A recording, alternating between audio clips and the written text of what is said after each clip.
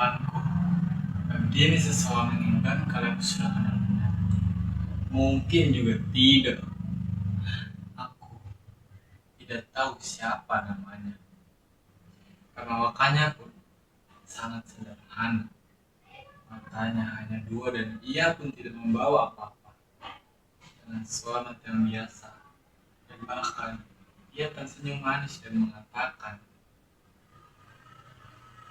apa kabar?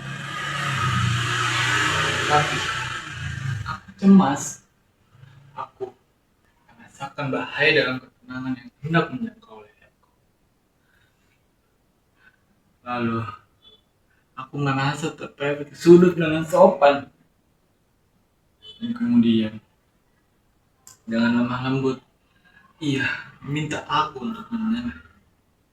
Tapi aku tidak siap untuk menyerah karena aku masih perlu untuk menunjukkan bahwa aku sanggup bekerja lebih baik lagi, termasuk memperbaiki keliruan-keliruanku di masa yang lalu.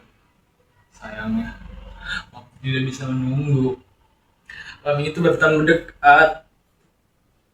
Akhirnya aku terpaksa membela sebelum diserang. Aku kebingungan dan aku memanggil, ya Allah, apa yang harus aku ambil? Dan di depanku hanya ada sebuah kursi. Kursi itu terpaksa aku angkat. Aku lempar tepat kena muka itu, langsung terbuka dan menetes dari dahinya masuk ke dalam matanya. Mata itu pun terpejam. Lalu darah tergelincir ke atas pipi, bercampur dengan air mata. Tapi langkahnya tetap dia ayunkan untuk menghampiriku. Aku jadi panik. Aku berteriak minta tolong. Tolong! Panik pun aku gapai telepon untuk memanggil polisi. Tapi ada orang yang berbicara terus dalam telepon itu. Lalu aku melempar telepon itu tepat kena hidung itu pun terbuka.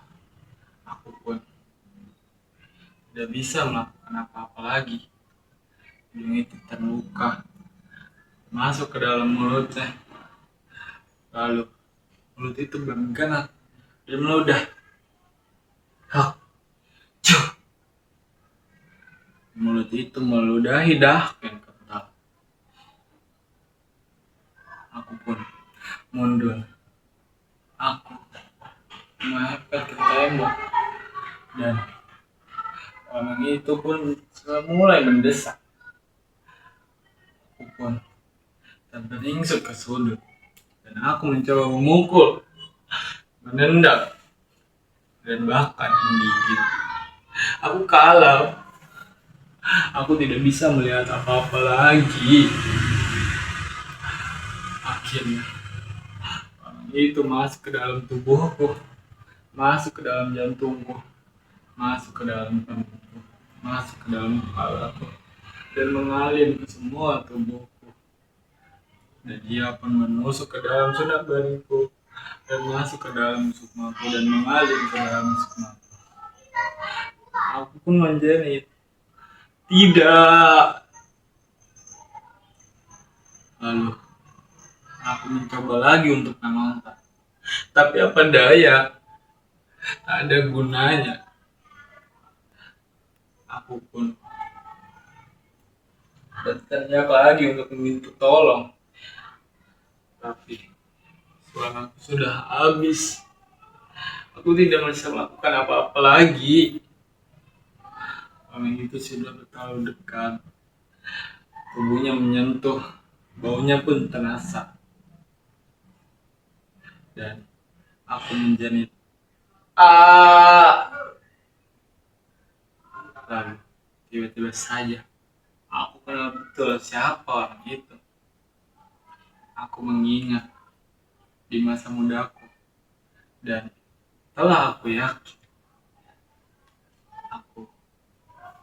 merasa bahwa aku sedang menghadapi diriku sendiri. Aku pun mencoba mencarinya lagi, dan aku melihatnya dia sudah menjauh. Hanya punggungnya yang bidang saja yang nampak. Aku pun tidak bisa melihatnya lagi. Langkahnya tetap diayunkan depan. Dan aku mencoba memanggilnya lagi. Aku memanggil, kembali, kembali, kembali. Tapi orang itu tidak kembali. Aku pun menangis. Aku merasakan kehilangan dengan orang yang tadinya aku anggap musuh. Namun, nangis itu tidak menghiburiku. Aku pun bangkit. Aku mencoba untuk memanggilnya lagi. Dan aku mencoba untuk melihatnya lagi. Namun, orang itu sudah lewat. Dan aku pun termenung. Ada suara lonceng gereja. Dan aku yakin betul bahwa aku sudah melewati satu generasi. Sudah melewati.